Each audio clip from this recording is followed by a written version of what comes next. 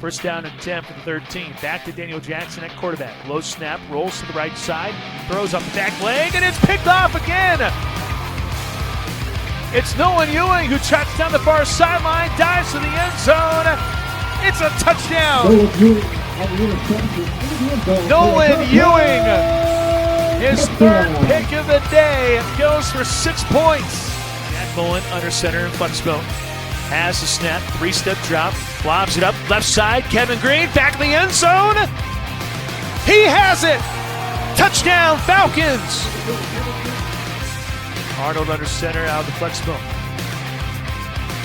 Gives out the Zach Dressler is here on the near side to the 30. Makes a cut in the middle to the 15, to the 10. Stumbling inside the 5, and he's hit to the end zone for a Falcon touchdown.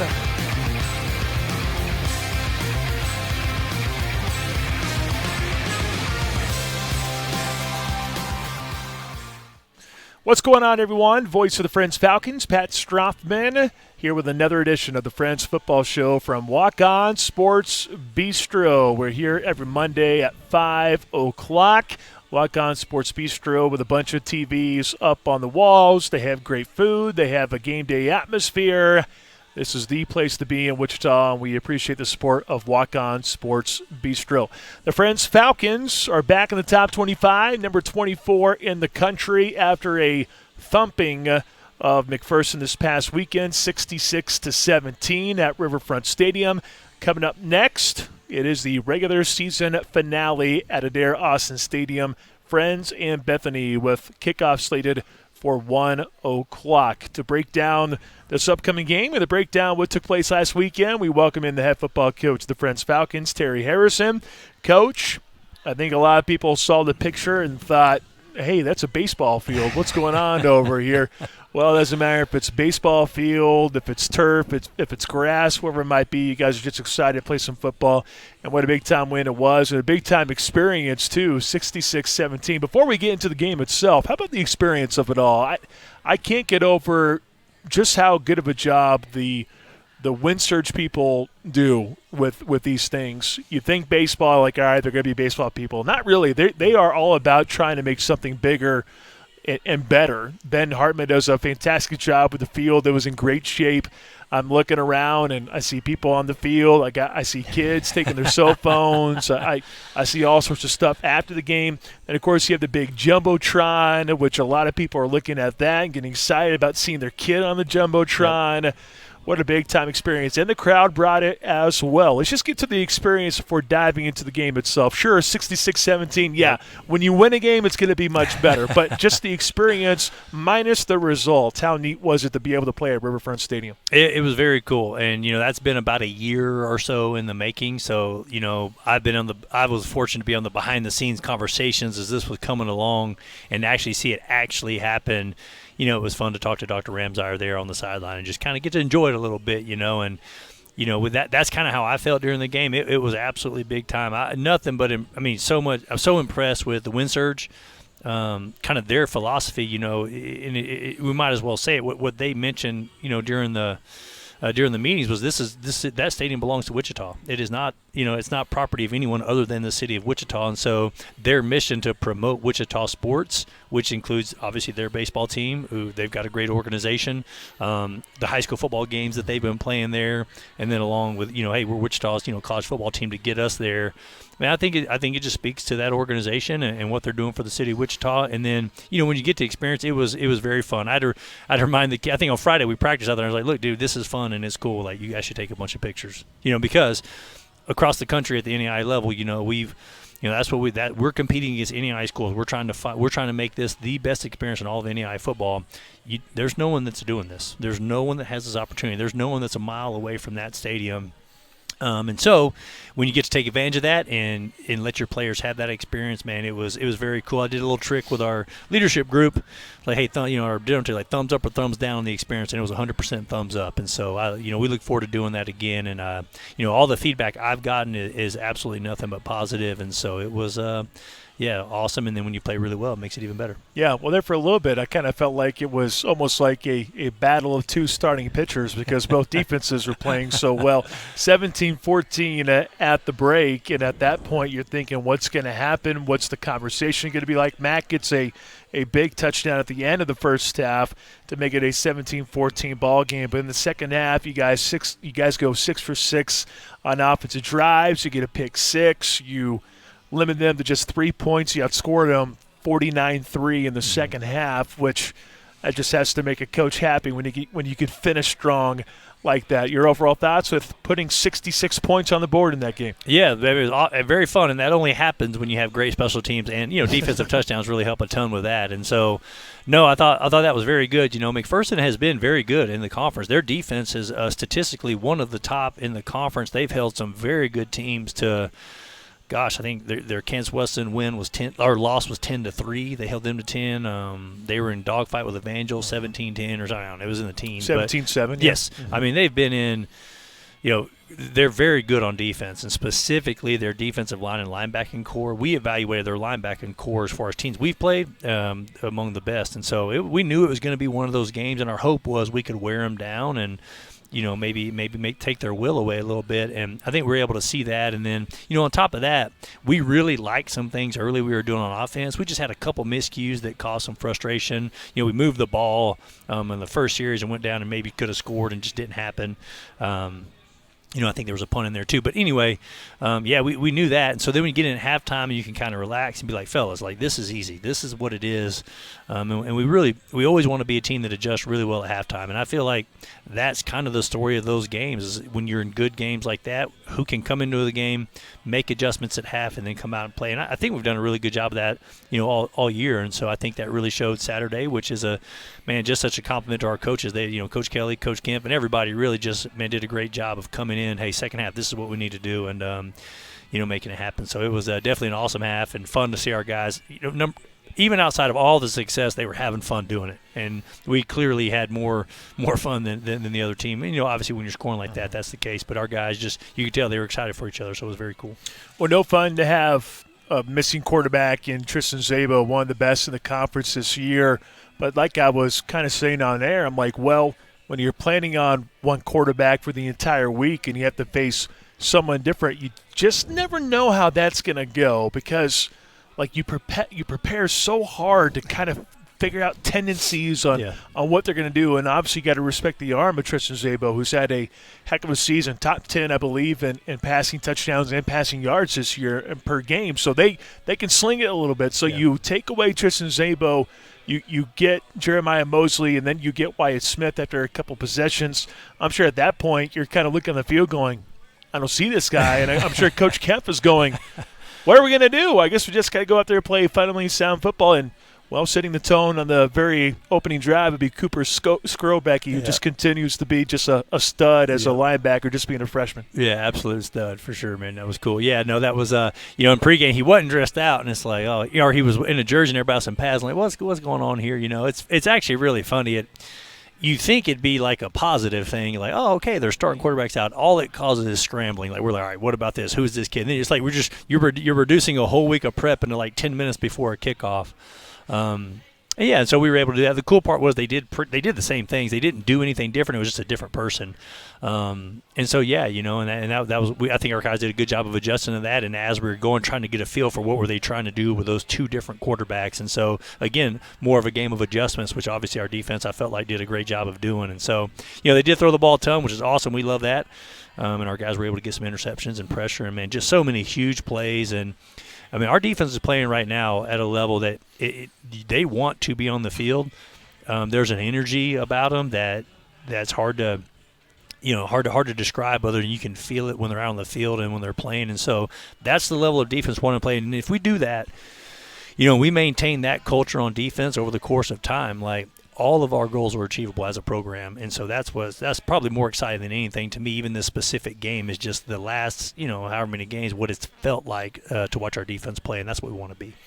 Head football coach at Friends University, Terry Harrison, here on the Friends Football Show on ESPN Wichita 92.3 FM. 66-17 being the final at Riverfront Stadium on Saturday. A win over McPherson. Coming up next, Bethany on Saturday. Coach, did you have, I don't know, deja vu on Saturday, BG intercepting a ball and taking it to the house and giving you the lead against McPherson? I know I had flashbacks to what took place last year up in Mac. Yeah, no, yeah, it definitely reminded me of that, and it was, man, very, very fun to watch him get in there and score. It was super cool. But yeah, no, it is funny. It's crazy how that works out. You know what I mean? Like that's what he does, you know. But no, it was cool. He did a great job, and all those guys were obviously playing so well. We were making fun of Skrobecky for not scoring. You know what I mean? So Cooper, got to get in the zone, bro. But you know, it was great. All of them gave it, and it just gave us so much momentum and all that good stuff. So yeah, it was awesome. Very, very cool for Braden, who's done. Yeah, you know, he's been on this show before last year, and so he's done a great job, and certainly very proud of him. Yeah, sure. Well, one of the 6 turnovers that you force, one of the 4 interceptions that you get, and half of them going for 6. The other one, the return to pick 6, Trey Palmer. I thought he was going to break away for a punt return for a score there at the very, very end. I got a little hopeful thinking, hey, are we going to see a special teams touchdown to go with an offense and a defense? You kind of check the boxes, kind of like you're playing bingo and going for blackout on the card. I thought you were going to get to that point, but certainly 6 different turnovers for us in that football game, which is just absolutely a lot of fun. You know, it's a lot of fun when you see a senior – a part of a B-back unit. You have Zach Dressler, you have Lakin Clouders, who are both there. Mm-hmm. The majority of the snaps going to those 2 guys. Coming into the game, he has 12 total carries for the entire season. A former Phillipsburg Panther, Traylon Gross, who was just huge. He has the 46-yard run that really got you guys going.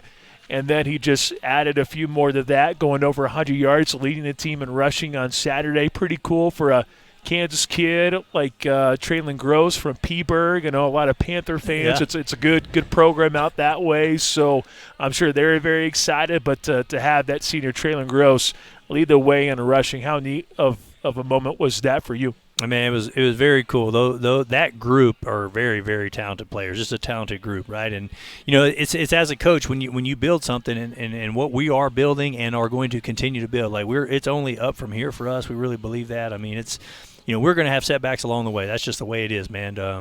We're going to have hurdles that we have to overcome as a program. You know, we've had them this season. We're going to have them in the future, but you know, nothing's going to stop us from achieving our ultimate goal in due time. And so when you do that, and that's your goals, and you recruit to that end, and you have players like that, sometimes it's hard for really good players not to play some. And Traylon's kind of been in that mix, who right on the edge of playing, and for whatever reason, you know, different reasons, maybe not being a guy that's being a featured guy, but it tells you the talent we have on our roster. And there's a lot of positions that you could argue are in that position or in that spot. And so when you have a kid like that, you know, Traylon, all of our families, all of our players make sacrifices to be a part of our program and all that stuff. We have all that, right? And Traylon is certainly no different. And so to know his backstory and what he's done to be here and what he does to make it happen, and then to see he comes back every day. The dude has been a contributor on special teams. And then when he gets an opportunity, both last week, he kind of showed some last week, and it was like, all right, this guy, he made some plays there at Bethel. It was like, look, we need to make sure he's getting some opportunities. And then to bust out the way he did on Saturday was so awesome, and I'm so proud of him. And it was very rewarding for me just to know all the things he's done to make this happen and how hard it is to be a senior. I mean, you're not quite playing as much as you want, and that's okay. And for it not to affect the type of teammates you are, he's been nothing but been the biggest fan for Lakin and Dressler. And so for him to do that and then go out and play, man, it is very cool. And I think what's cool about that is a lot of people can connect with that. There's so many, you know, you only play 11 kids at a time. So the rest of your roster, or, you know, however many kids you're playing on a given week, let's say it's half your roster, the other half can absolutely connect with Traylon and see, like, man, if I just stay in the fight and if I keep doing right and I keep playing hard and all those things, man, your opportunity will come. And when you do, if you prepare the way Traylon has, it pays off for you. And so it was, man, so fun to watch, you know, and see him bust out. And it was, man, it was one of those games that things like that were happening. So it was very cool and very proud of him for sure. Well, I just can't get over the fact in the second half you guys went 6 for 6 on offensive drives.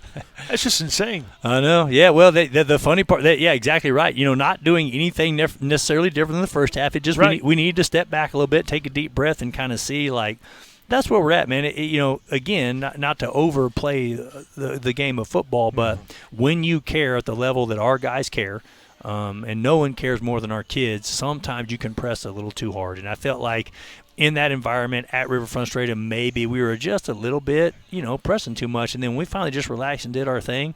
And honestly, some of the stuff we wanted to do, just, hey, it wasn't the right day for it, and so not being hard-headed on my part and just saying, hey, this is what they're giving us, let's go attack that. Our guys did a great job of that, so that was very cool. Yeah, for sure. Well, Cavante Baker finishes with 102 yards of rushing, 2 rushing touchdowns. Elias Pino there for a little bit. I was getting to wonder, wait, where's Elias? When's Elias going to get his carries? And next you know, he breaks off a 62-yard run for a score. Then he gets another one on a 6-yarder, and you're like, okay, there's Elias. That's what's going on.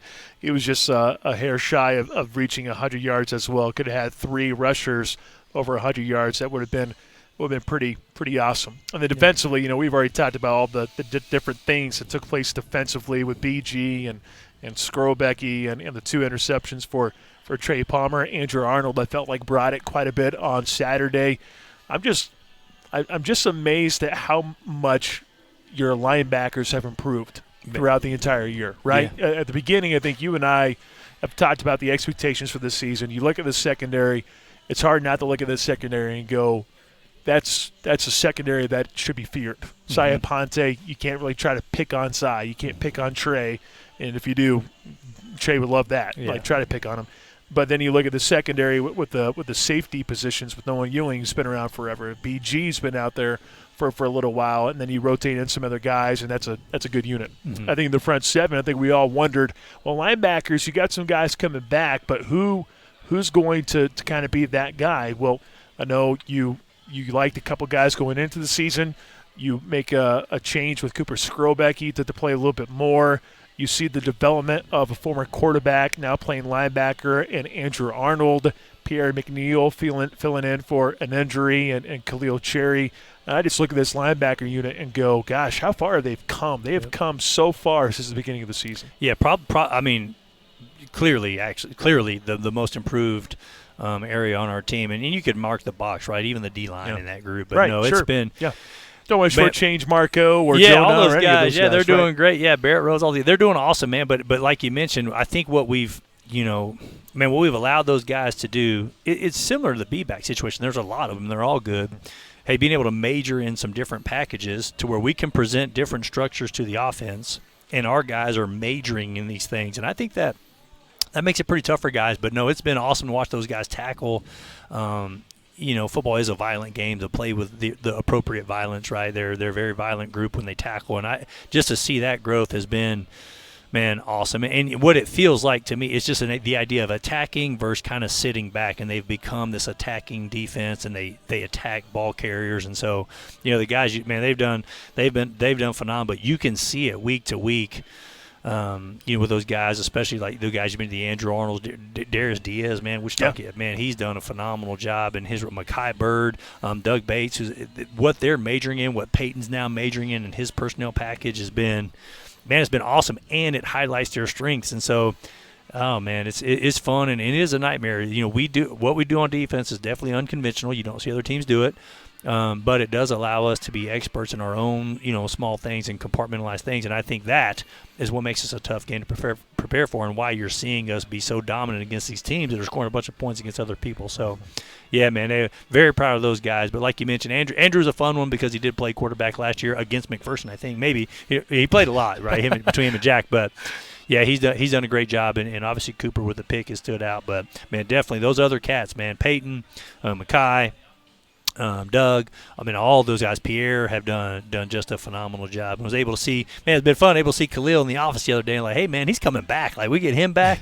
All these kids return, man. What a we're going to get to see, like, the level of play they're playing at now, man. We get to enter the year with that next year or whatever that looks like for the remainder of the season. So, very cool. Well, that's funny that you bring that up, because here we are getting ready for Senior Day coming up on Saturday against Bethany.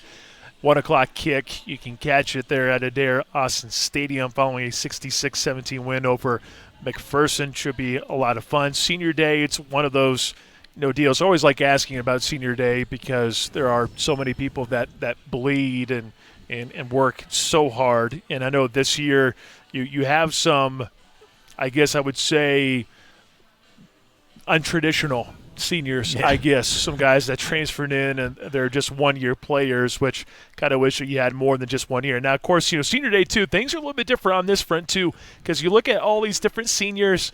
Some of them still got eligibility, some don't, so it's kind of hard to kind of get an idea of what it's truly going to be like on Saturday. Some people might go through the line, and then they might go, you know what, I want to come back for one more season and try to come back and win a conference crown. So I don't know if I could really go down this list and actually accurately say that these guys are seniors, because I know some of them will be able to come back next season. But senior day, a lot of the seniors, those that you know of that maybe are going to be moving on, like a Trey Palmer and a Keegan Martin, some of those guys. Just your thoughts on the seniors that you know that will be strapping it up. Hopefully for not one final time. Hopefully you do get that postseason berth. Hopefully they get one more time, but at least one more final time that you can promise them in the regular season. Well, definitely at home, likely, right? No matter how this plays out, likely at home, our last one. And so, there's a lot of guys that have another year eligibility, and those conversations that started why would you not want to be a part of this for a little bit longer, And so those conversations have happened, but to speak to transfers, number one, Trey and Keegan, what those guys have meant for this program, and just I think what those guys have just shown, kid. I think I mentioned it when they were here, they're not special. I mean, they're special people and all that, but they're just guys, right? But their confidence and the way they approach the game, man, I think that has changed our program in a lot of ways. And so, man, thankful for those guys when they did not have to come here. They could have manipulated their schedule and they could have stayed at their previous school. But the fact that they chose to come here and all that means, and all the drama associated with that, man, I think that. I mean, we owe them, at least a big thank you and big hug for that. So certainly, proud of those guys, and we've known them a long time, even though they're new to Friends. But, we have a handful of guys that have some eligibility left. I think the ones for sure, Stephen Acosta, I believe, is going to start his 51st game Saturday. And was able to talk to his dad after the game, and man, to think about what that guy's been through. So he's 50 games at offensive line, doing all his powerlifting stuff. Do the math. Yeah. So you're 8-2. You got 10 games this year. So do an average. That guy almost has been a starter since day one. Yeah, I think Keegan's probably at 53 because we had a playoff. Or 52, whatever it is. But he's had some playoff games and some non-conference games back then. But it's amazing, especially at offensive line, because it is it's just a hard job. It's a hard job in there, and Steven gets it on for sure. So, man, that's amazing. Dalton Phillips, who's has played so well. I don't know, he's probably not started. He hadn't started 50, I know, because we've talked to him. And obviously this year he's not starting, but he's appeared. I guarantee he's appeared in 40+, 45+ games. So he's done a really good job, and I know there's others. Jack, who's finishing up his eligibility, who was a starter last year, who's just been such a great teammate. There's others that are on our team that, golly, I'm drawing blanks on some of those senior guys right now. Scroll down there. But Braden Gordon has some eligibility, but Cooper Peters, what he's meant to this program. Traylon Gross will certainly be done after this year. Dresser has some eligibility left. Killian, who's been just a mainstay at snapper since we got here, who's a super fun guy, is done with eligibility. I think there's a good shot we get, Dylan Phillips, who technically senior, will be back, Jonah, and then Abbott will be done his last year. So there's a lot of guys and so much eligibility. So that's the hard part, projecting some of their eligibility. That's why it's hard for me to ask the question of senior day. One of the unique ones on there is Blake Hannenberg. This is his year 2, so he is technically a sophomore, but he came in with so many college credits that he is graduating. So he is a 2-year guy. He's going to graduate in May. He showed up as a freshman last fall, and he's about to graduate. Smart kid. Yeah, and exactly. So he's going to go on to do better things than both of us. He is out of here, dude. I know. It's just crazy because he's exactly right. Yeah, he was way smarter than me in high school. We took a bunch of college credits. But so that's very unique in that he's technically a sophomore, but his last year of eligibility. And we celebrate seniors on their last year of eligibility, or that's how we try to do it our best, And so So that's a very unique one that very proud of, who's like you said, he's such a great kid. He's been so awesome, great team guy. So it'll be cool. That's just a very unique one to have a kid who was a freshman last year, first on the college campus. Hey, bro, we're graduating now. Thanks for being here. But very proud of him for that. So the hard part is that's okay. He's going to be a Falcon, man. He's going to be an alumni. He's going to be a graduate of Friends University and go on and do all the things that he has planned for his life. And so we're proud of those guys. And so it will definitely be unique. Some of those guys, we've already started recruiting them back, for their last year of eligibility. So we'll see how – those are my most important recruits at this point. So, I won't even start calling them out individually. But we've had some pretty fun meetings in my office with a couple of them. Like, why would you not come back? You know what I mean? So – anyway, but it is hard. And, all those guys like the Jacobys, and Nolan Ewing, by the way, Lakin, Dressers, technically are graduated, who I believe is for sure going to get his master's degree. KG will be a graduate. Carry-on Hunt is in his master's program already. But there's a lot of guys that are technically seniors on the roster that could come back and certainly, regardless, if they choose not to, man, that does not discredit everything they've done for our program and the investment they've made and obviously sticking this thing out to see. If you'd have told them 2 years ago, hey, we'd be ranked in the top 25 twice in a serious talks for either an automatic bid to the playoffs, which could happen, or serious talks about an at-large bid, like they would not have believed you. They would have thought you're crazy, and so I hope they're.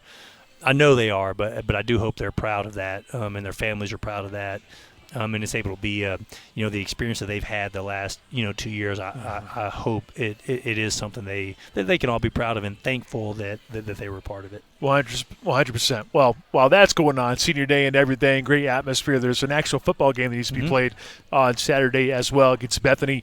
New head coach and a guy who came from a winning program at Baker University. I know this year you look at Coach Grossner's bunch, and I think some people kind of look at the record and go, they're still at Bethany. You need to watch film. Put on some film and see the difference. I know he'll be the first to say that they're not any good and they got a lot of things they got to work on. But based on what I've seen on film, they seem better coached. They might not have the horses in the stable right now, but knowing what he did at Baker, bringing the Wildcats to NAIA postseasons pretty much every single year, it's not going to be long before you're looking at this Bethany program going, this is all of a sudden they're looking like a perennial, maybe potential perennial power. That's what Coach Grossner has been able to do at previous jobs. So your thoughts on Bethany? I'm sure that's the first thing that stood out to you on film was these guys look better coached this year. Yeah, I'm excited to coach against them. When I was a high school coach, he was at Baker, and I had a kid that played for him there, and I think they played a national championship game, and he coached in that, and so I'm excited for that matchup to coach against them. They've done a really good job, offensively. They are playing a lot of young guys on both sides of the ball. They have some electric receivers, which are can be dangerous. Anytime you can just throw fades up and maybe score, that's a fear as a football coach. And they have a running back who's really good. So that'll be a great matchup for our defense and a test. And they do tend to throw the ball. So our ability to defend the pass, the passing game will be huge. And then defensively they've had good moments, right? And so that you can see them continually getting better, and that's the thing, right? So we're playing them in the last game of the year that they're going to be at their absolute best, and certainly I know they'll be excited to play against us. So we've got to have a really good week. We've told our guys so much to play for. Some of the things are outside of our control as far as playoff potential. So the only thing we can control is winning Saturday, and we're gonna give this thing our best shot and really go let it rip Saturday against Bethany. And man, I think it's going to be one of those games. Hopefully, a beautiful day out there, and I know for families a great senior day. Yep, for sure. All right, Coach, best of luck. Thank you. Terry Harrison, head football coach at Friends University, and the Friends Football Show. Friends in Bethany at 1 o'clock from Adair Austin Stadium.